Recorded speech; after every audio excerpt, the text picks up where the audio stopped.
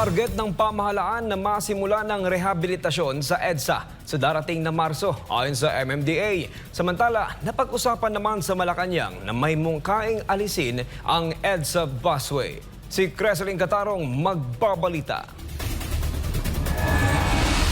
Isa si Aristotol na naglabas ng hinaing sa problemang dulot ng matinding trapiko, lalo na sa mga pangunahing lansangan sa Metro Manila. Bukod kasi sa naapektuhan ng pagpasok sa trabaho, ay nababawasan din ang oras niya para sa pamilya. Sa matinding traffic, sa heavy traffic talaga, yung kumbaga yung oras mo na may lalaan mo pa sa family mo, nawawala dahil dun sa heavy traffic na nararanasan natin araw-araw. May daing din si Michael na araw-araw na nagmamaneho ng pampublikong sasakyan. Kami, araw-araw kami sa kalsada kami, Ang nahihita lagi namin yung paghahanap buhay namin sa traffic. Ilang oras bago kami makarating ng mapasahero namin sa paroroonan din nila. Pero sa amin talaga ang pinaka-the best niyan, bawasan yung sasakyan. Yung mga 90s, pababa, tanggalin na. Ang nararanasang trapiko na ito ng publiko ay inaasahang titindi pa sa nakatakdang pagsisimula ng rehabilitasyon ng EDSA. Sa press briefing sa Malacanang nitong Miyerkules, sinabi ni Metropolitan Manila Development Authority o MMDA Chairman Attorney Romando Artes na ginagawa na ang timetable at ang preliminary traffic management plan para sa rehabilitasyon ng EDSA. Target anya na maumpisahan ng EDSA rehab sa darating na Marso.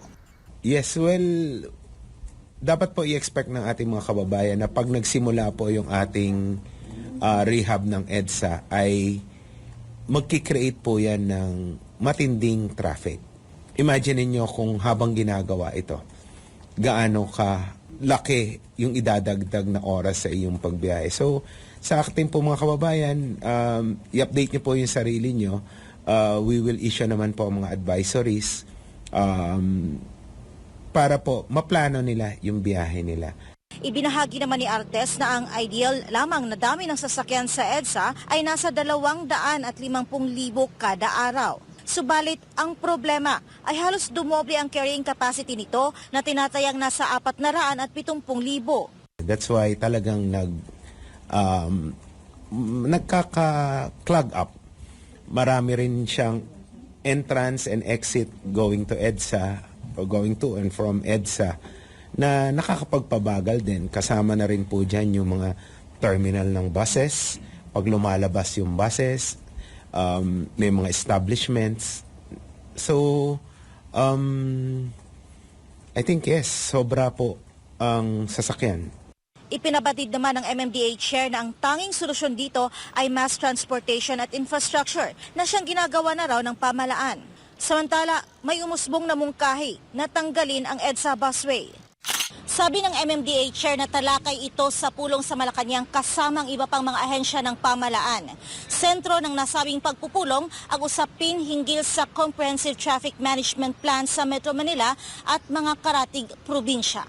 Gayunman nilinaw ni Artes na suhestyon pa lamang ang usapin tungkol sa pag-aalis ng EDSA busway kaya walaan niyang dapat ipag-alala ang riding public. Paliwanag ni Artes, hindi mangyayari ang pagtatanggal ng EDSA busway hanggat hindi makikita ng policy makers na ang biyahe ng MRT ay kaya ng isakay ng matiwasay ang mga pasahero ng bus carousel. I-emphasize ko lang, ito po ay suggestion lamang. And ang primary factor po dyan, nga, again, uulitin ko po, ay kung kaya na ng MRT na i-accommodate lahat ng passengers, including yun pong sumasakay ng bus carousel. So, until mangyari yan, hindi po aalsin ang bus carousel. Sa kabilang banda, inihayag ni Artes na hindi ganap na isasara ang buong EDSA busway kapag naumpisahan ng EDSA rehabilitation. Aniya, by portion. Ang gagawing pagsasara sabay tiniyak na hindi rin matitigil ang biyahe ng EDSA bus carousel. Hinikayat naman ng MMDA ang publiko na gumamit ng pampublikong transportasyon, lalo na kung ang pupuntahan ay malapit lang sa EDSA o kaya ay mas maiging iwasan na lang na dumaan dito. Para sa Diyos at sa Pilipinas kong mahal, Creseling Catarong, SMNI News.